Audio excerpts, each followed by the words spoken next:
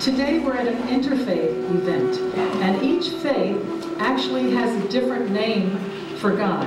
And so I'm going to sing the 7 names of God to get us started.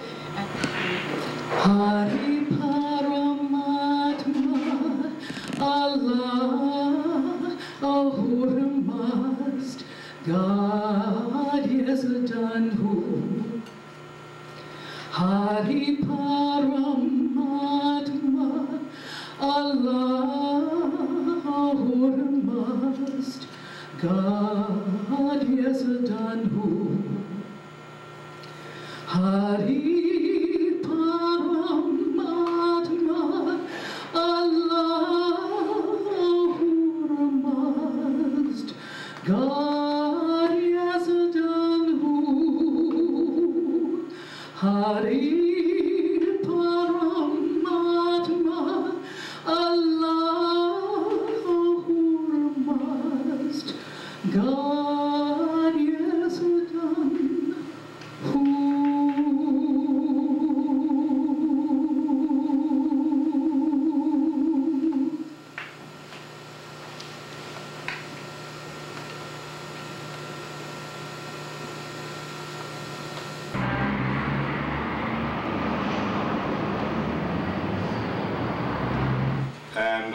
And all decisions are made by the congregation.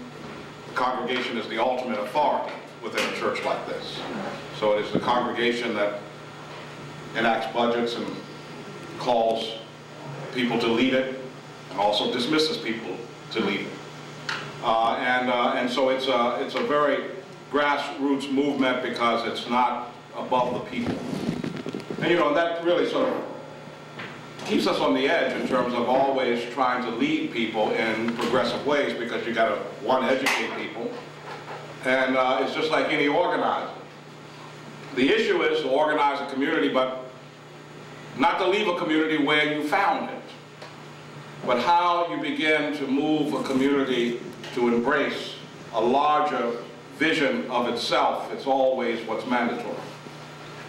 Because, as you know, in our society around us, there is this tendency to be complacent, to be satisfied where we are and with what we have, and to be very self-centered in terms of our perspective. As long as we're okay, we decide that everything is okay, even though the person next door may not be okay. And in a sense, what happens in a faith community hopefully embraces a larger vision of what the world could look like and should look like. And to understand that even if I'm okay, the reality is if somebody else is not okay, then none of us are okay. And to really begin to move folks into a greater vision of what the world could be. Our issue right now in our culture, in our world, one is that there's so many divisions. So many divisions. People are separated by class, people are separated by race, people are separated by religion, people are separated in so many different ways. And what happens is that our politics, if I can use this word, becomes ghettoized.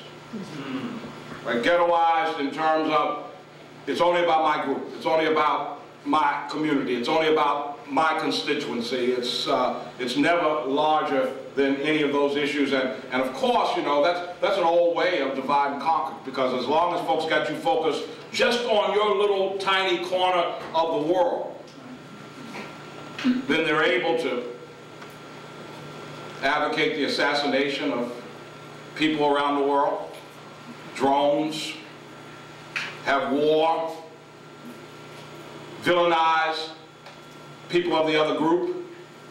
Right? That's the whole purpose of having sort of ghettoized politics, is that somebody's always the other.